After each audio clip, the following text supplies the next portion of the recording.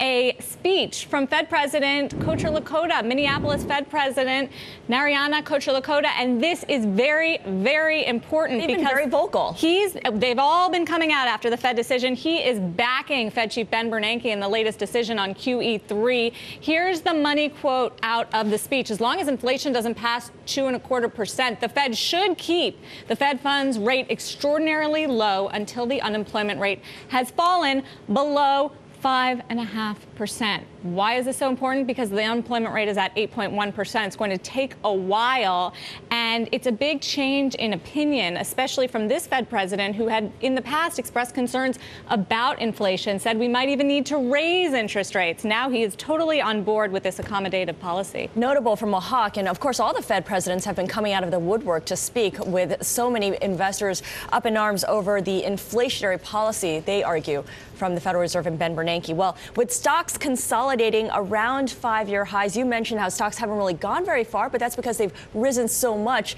this quarter. The VIX is hovering around 5-year lows, below 14 or right around 14. There's a lot of concern over this high level of complacency. JP Morgan's Marko Kolanovic writes that the ECB and Fed actions are perceived to reduce the probability of a near-term tail event, which led to lower levels of the VIX. And that's what you saw with the VIX at 14. Despite short-term risk reduction, these interventions may increase the magnitude of a potential tail event by distorting the supply-demand balance for sovereign and market risk. The takeaway, volatility is likely to increase, maybe even as early as next week, because we've got the end of the third quarter approaching.